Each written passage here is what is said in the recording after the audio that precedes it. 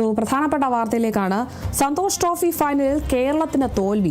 എതിരില്ലാത്ത ഒരു ഗോളിലാണ് സർവീസസിന്റെ ജയം. എക്സ്ട്രാ ടൈമിലാണ് സർവീസസ് ഗോൾ നേടിയിരിക്കുന്നത്.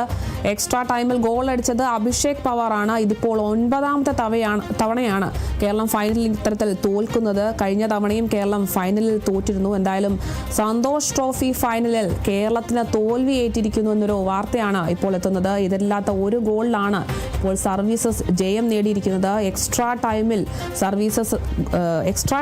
ഇത്തരത്തിൽ സർവീസസ് ഗോൾ നേടിയിരിക്കുന്നത്. ഗോൾ അടിച്ചത് അഭിഷേക് പവാറാണ്. ഇപ്പോൾ 9 തവണയാണ് കേരളം ഫൈനലിൽ തോൽക്കുന്നത്. കഴിഞ്ഞ തവണയും കേരളം ഫൈനലിൽ തോറ്റിരുന്നു.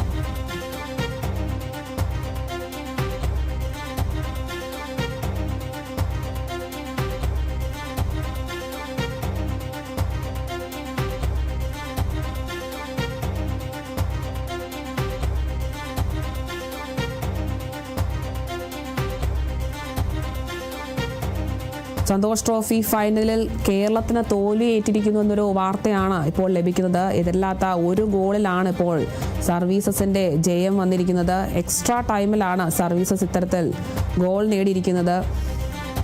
എക്സ്ട്രാ ടൈമിൽ ഗോൾ അടിച്ചത് മറ്റാരുമല്ല, അഭിഷേക് പവാറാണ്. ഇതിപ്പോൾ 9ാം തവണയാണ് കേരളം ഫൈനലിൽ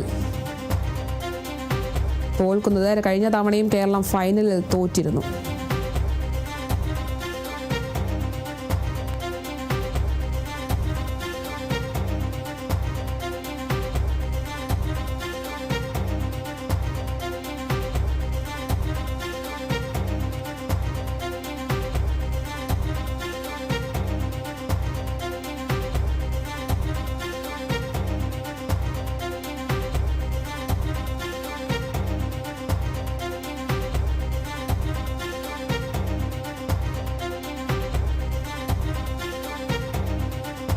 ട്രോഫി ഫൈനലിൽ കേരളത്തിന് തോൽവി ഏറ്റിരിക്കുന്നു.